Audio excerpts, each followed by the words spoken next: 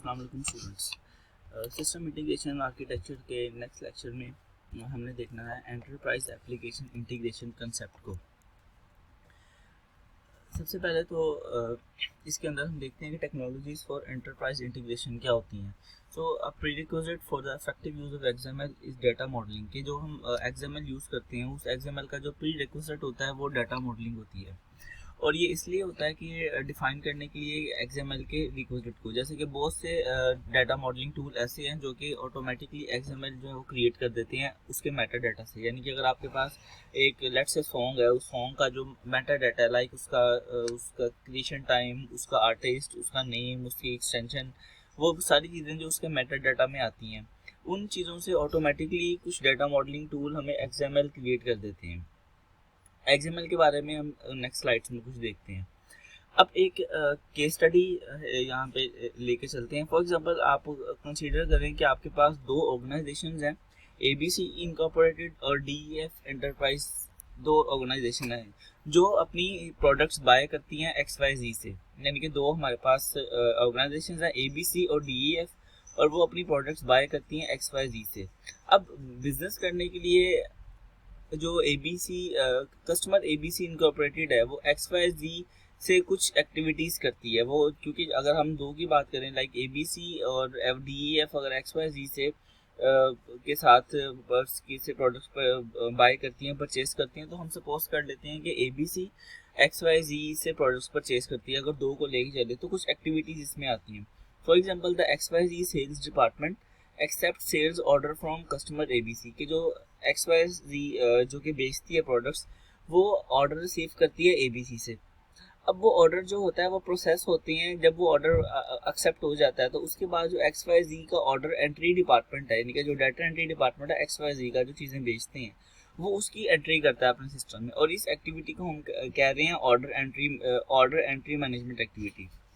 अच्छा, before N order can be processed. अब order आगे प्रोसेस होने से पहले एक्सवाईजी क्रेडिट कंट्रोल डिपार्टमेंट ये चेक करता है, जो एक्सवाईजी का क्रेडिट कंट्रोल डिपार्टमेंट है वो ये चेक करता है कि जो एबीसी की कंपनी जो उनसे चीज़ें खरीद ली है, वो खरीद रही है, उनका अकाउंट बैलेंस का क्या स्टेटस है और उनकी क्लाइंट क्रेडिट लिमिट कितनी है, यानी कि क्या वो चीज़ें परचेज कर सकते हैं इन टर्म्स ऑफ फाइनेंस। अब ये सारी चीज़ें जो होती हैं वो उनका credit control management department manage कर रहा होता है। तो ये एक और एक्टिविटी हमारे पास आ गई। उसके बाद जब ऑर्डर एंट्री डिपार्टमेंट उनका ऑर्डर प्रोसेस कर लेता है और अपने सिस्टम में एंटर कर देता है, तो अकाउंट रिसीवेबल सेक्शन जो होता है एक्सवाईजी फाइनेंस डिपार्टमेंट के अंदर, वो customer invoice management activity use करता है और इनवॉइस जनरेट करता है। क्योंकि होता भी ऐसा ही है कि जब आपका ऑर्डर एक्सेप्ट हो जाता है तो उसके बाद आपको इनवॉइस आपके लिए जनरेट की जाती है जिसको आप पे करते हैं। तो वो जो इनवॉइस जनरेशन का काम होता है वो कस्टमर इनवॉइस मैनेजमेंट एक्टिविटी करती है।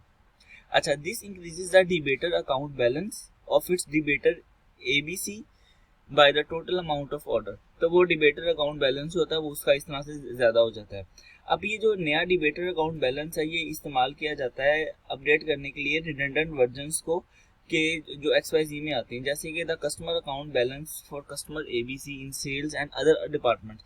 कि जो दो डिपार्टमेंट्स के अंदर उनका डाटा है उसकी रिडंडेंसी को ठीक करने के लिए ये काम किया जाता है। अच्छा, और ये जो चीज़ें होती हैं सारी, ये जो अकाउंट बैलेंस की जो रिडंडेंसी के वर्जन हम लेके आते हैं कि पहले अकाउंट बैलेंस ये था, फिर नेक्स्ट वर्जन में ये आ गया, ये रिस्पॉन्सिबिलिटी होती है अकाउंट रिसीवेबल मैनेजमेंट एक्टिविटी की। अब हम आते हैं बेसिक एक्सएमएल के कंसेप्ट पे। ये तो हमारे पास एक एक्टिविटीज़ थी जिनको हम आगे जाके भी देखेंगे। एक केस स्टडी हमने डिस्कस की कि दो हमारे पास कंपनीज थी जो कि तीसरी कंपनी से प्रोडक्ट्स परचेज करती थी। दो का हमने उसमें जो केस स्टडी देखी कि एबीसी एक्सवाईजी से ऑर्डर्स जो है वो चीज़ें खरीदती थी। उसमें कुछ हमने एक्टिविटीज़ देखी कि ऑर्डर एंट्री मैनेजमेंट एक्टिविटी थी जो कि ऑर्डर की एंट्री करती थी। फिर क्रेडिट कंट्रोल मैनेजमेंट एक्टिविटी थी जो कि ये चेक करती थी कि क्लाइंट का जो है वो क्रेडिट लिमिट एक्सपायर या एक्सीड तो नहीं हो गई। इसके बाद कस्टमर इनवॉइस मैनेजमेंट एक्टिविटी थी जो कि अकाउंट रिसीवेबल्स को देखती थी फाइनेंस डिपार्टमेंट में। इसके बाद हमारे पास अकाउंट रिसीवेबल मैनेजमेंट एक्टिविटी थी जो कि डिबेटर अकाउंट्स के साथ डील करती थी। अच्छा, अब एक्सएमएल के बेसिक कंसेप्ट ये होते हैं कि एक्सएमएल बेसिकली हमारी इसमें जो टैग्स होते हैं उनकी जो शक्ल होती है वो एचटीएमएल की तरह से होती है। जैसे कि एक्सएमएल इंडिकेट करती है कंटेंट्स को रेलेवेंट डाटा जो कि एक टैग से गिट सराउंड हुआ होता है। जैसे कि हमारे पास एक यहाँ पर शो हो रही है एक्सएमएल का एक टैग है, जैसे आप देखते हैं HTML का टैग होता है, वैसे ये कस्टमर का टैग है और उसके अंदर लिखा हुआ है ABC इनकॉर्पोरेटेड। अच्छा, इस ये जो है ये सेल्स ऑर्डर है ABC से, जो कि XML की फॉर्म में आपको शो हो रहा है, यानी कि जो सेल्स ऑर्डर है जो कि कस्टमर की तरफ से आया वो यहाँ पर आपको शो हो रहा है कि कस्टमर के अंदर ABC INC है, या और यहाँ पर कस्टमर का जो स्टार्ट का टैग, ये स्टार्ट का टैग है और ये जो कस्टमर का एंडिंग टैग है।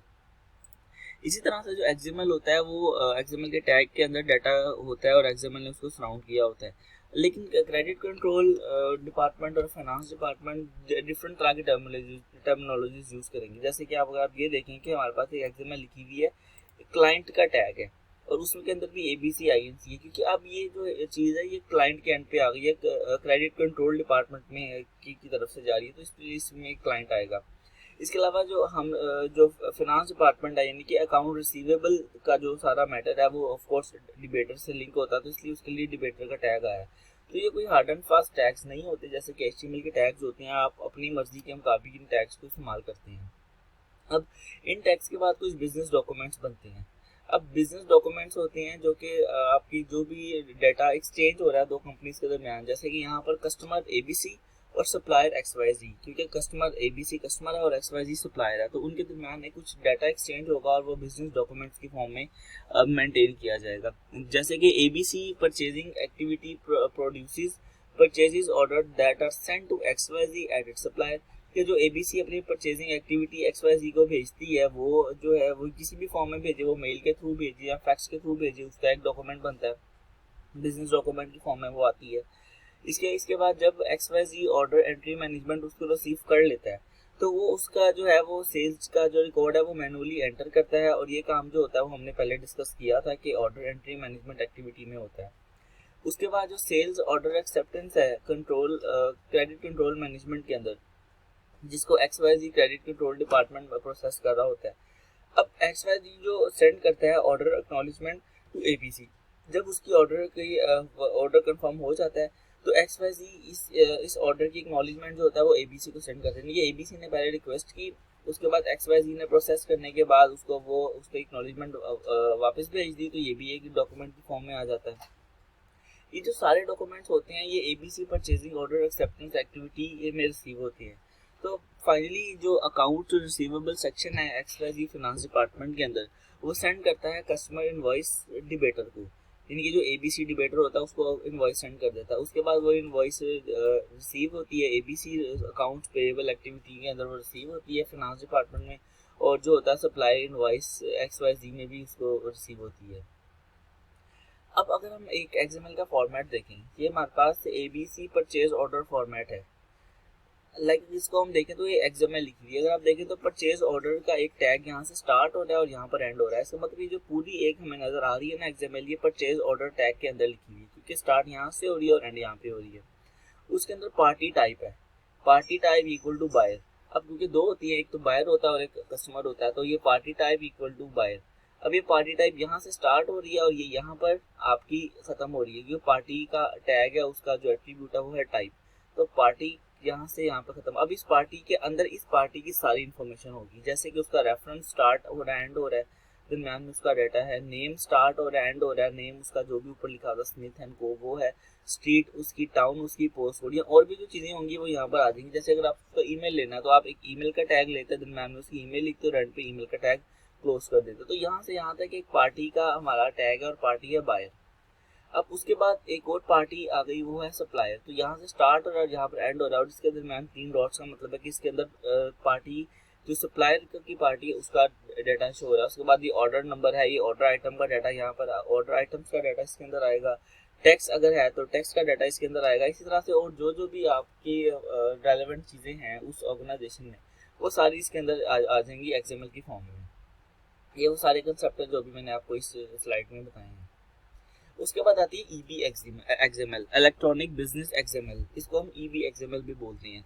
ये डिफाइन करती है evolution of applications and messages to XML, क्योंकि ये एक एवोल्यूशन है जिससे आप XML की फॉर्म में सारा डाटा ले लेते हैं, और ये एक जॉइंट एफर्ट है UN और CFAT, जो कि एक यूनाइटेड नेशंस की बॉडी है ट्रेड फैसिलिटेशन और इलेक्ट्रॉनिक बिजनेस के लिए।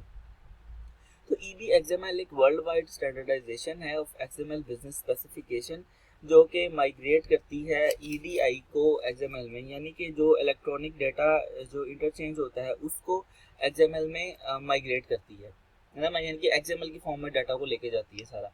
और ये डिफाइन करती है टेक्निकल फ्रेमवर्क को जो कि इनेबल करता है XML, जो कि यूटिलाइज करते हैं किसी भी मैनर में उसको इलेक्ट्रॉनिक बिजनेस डाटा की एक्सचेंज के लिए उसको यूटिलाइज करती हैं। यानी कि आपके पास अगर कोई डाटा है, उस डाटा को आप XML में लेके जाना चाहते हैं बिजनेस टर्म्स के अंदर, तो उसके अंदर फिर ये EBXML का यूज होता है। इसके अलावा EBXML जो होता है वो स्पेसिफाई करती है हेडर इन्वेलप और पे लोड इन्वेलप। इसको आपको मैं इस स्लाइड में बताता हूँ कि आप इसके तो देखिए, इसके तो दो तरह के इन्वेलप्स हमारे पास हैं। एक है EBXML हेडर इन्वेलप जो कि आपको ये शो हो रहा है, जिसको हमने EBXML हेडर कंटेनर भी कहा है। इसके अलावा EBXML पे लोड इन्वेलप भी आपके पास यहाँ पर शो हो रहा है, इसको हमने EB पे लोड कंटेनर का, यानी कि ये हेडर कंटेनर है और ये पे लोड कंटेनर है। अब आप अगर देखें तो ये हेडर इन्वेलप के अंदर हेडर डॉक्यूमेंट है और पे लोड इन्वेलप के अंदर पे लोड डॉक्यूमेंट है। और हेडर इन्वेलप के अंदर दो चीज़ें हैं, एक मैनिफेस्ट है और एक हेडर है। उसके बाद अगर इसके हम बॉटम टू टॉप चले तो इसके अंदर ये जो दोनों चीज़ें हैं ये कंटेन हो रही हैं एक EBXML मैसेज इन्वेलप के अंदर, और ये सारा कुछ कंटेन हो रहा है ट्रांसपोर्ट इन्वेलप के अंदर। और ये ट्रांसपोर्ट इन्वेलप होता है जो कि आपकी ट्रांसफरिंग करवाता है SFTP के थ्रू या HTTP के थ्रू। तो ये आपका एक EBXML का मैसेज इन्वेलप फॉर्मेट है। सबसे पहले ट्रांसपोर्ट इन्वेलप होता है, उसके अंदर मैसेज इन्वेलप होता है, और उस मैसेज इन्वेलप के अंदर सेम लेवल पे एक हेडर इन्वेलप होता है और एक पेलोड इन्वेलप होता है। और फिर उनके अंदर उनके डॉक्यूमेंट्स होते हैं, लाइक हेडर इन्वेलप के अंदर हेडर डॉक्यूमेंट और पेलोड इन्वेलप के अंदर पेलोड का डॉक्यूमेंट होता है। आखिरी टॉपिक है इसके अंदर कि आपकी जो रिडंडेंट डाटा अपडेट्स आती हैं उनको आप किस तरह से मैनेज करते हैं एंटरप्राइज एप्लीकेशन इंटीग्रेशन के EAI में। तो बाज़ दफ़ा ऐसे होता है कि फॉर एग्जांपल यहाँ पर अगर हम एक एग्जांपल लें एड्रेस की, तो एड्रेस में ये होता है कि आपका अगर एक एड्रेस कस्टमर का आपके पास डेटाबेस में स्टोर है और वो आपके 2-3 डिपार्टमेंट में स्टोर है, लाइक सेल्स डिपार्टमेंट में भी स्टोर है, क्रेडिट डिपार्टमेंट में भी स्टोर है और अकाउंट डिपार्टमेंट में भी स्टोर है। अब अगर वो कस्टमर अपना एड्रेस चेंज करता है तो वो एड्रेस किसी एक डिपार्टमेंट में चेंज होगा, लेकिन उस एड्रेस को आपको मल्टीपल डिपार्टमेंट्स में भी चेंज करना होगा, क्योंकि वरना इससे डाटा रिडंडेंट होना शुरू हो जाएगा कि एक जगह पर लाइक सेल्स डिपार्टमेंट में उसका जो एड्रेस है वो अपडेट होकर नया हो गया, लेकिन क्रेडिट डिपार्टमेंट और अकाउंटिंग डिपार्टमेंट में वो पुराना एड्रेस पड़ा हुआ। तो इसी तरह से आपका एक ही कस्टमर का डाटा रिडंडेंट होना शुरू हो जाता है। तो इसके लिए आप ये काम करती हैं, आप इसके लिए चेंज एड्रेस की मैनुअल कॉल करते हैं। जैसे कि अगर आप ये देखें इसके अंदर, तो इसके अंदर आपका ये अगर डॉक्यूमेंट की फॉर्म में है तो ये आपका ये वो डाटा है, फॉर एग्जांपल जो ये आपको शो हो रहा है ये आपका वो डाटा है जहाँ पर लाइक एड्रेस चेंज की रिक्वेस्ट हुई है। ये आपका क्रेडिट डिपार्टमेंट है, ये आपका लेगेसी कस्टमर अकाउंटिंग फाइल है और ये आपका कोई ERP स्वीट है। अब इसके अंदर अगर डाटा चेंज हुआ है तो वो डाटा आपका इस क्लाइंट पे भी चेंज होगा, डिबेटर की डाटाबेस में भी चेंज होगा और कस्टमर की डाटाबेस में भी चेंज होगा। और आपको ये जो एरो देख रहे हैं ये एरो चेंज रिक्वेस्ट का एरो है कि यहाँ से डॉक्यूमेंट की फॉर्म में चेंज रिक्वेस्ट इधर भी जाएगा, इधर भी जाएगा और इधर भी जाएगा। लेकिन अगर आपको ये जो एड्रेस चेंज की नोटिफाई हुआ, ये एड्रेस चेंज फॉर्म के हुआ है फॉर मैनुअल री एंट्री। लेकिन अगर आप इसको देखें तो ये एड्रेस जो दूसरी डायग्राम है, तो ये एड्रेस चेंजेस जो हैं ये इम्प्लीमेंट हुई हैं EAI के थ्रू, यानी कि एंटरप्राइज एप्लीकेशन जो आपका इंटीग्रेशन होती है उसके थ्रू ये चेंज हुई है रियल टाइम में। अब रियल टाइम में ये होगा कि जैसे ही आपकी एड्रेस रिक्वेस्ट की चेंज आएगी तो वो ऑटोमेटिकली EAI के थ्रू, क्योंकि एंटरप्राइज सिस्टम है तो EAI के थ्रू वो सब डेटाबेसेस के अंदर जाके चेंज हो जाएगी। तो क्योंकि मैनुअली काम करने का इशू वही होता है कि आप नोटिफाई तो कर देंगे डिपार्टमेंट को, लेकिन अगर वो उस नोटिफिकेशन के बाद नहीं भी करते चेंज तो ये आपका फिर वो इशू वैसे ही रहेगा। इसलिए EAI के थ्रू ये काम हम कर लेते हैं कि आप इसका जो रिक्वेस्ट होती है ये आप डिपार्टमेंट्स को भेजते हैं और वो फिर अपनी डेटाबेस में इसको अपडेट कर लेते हैं।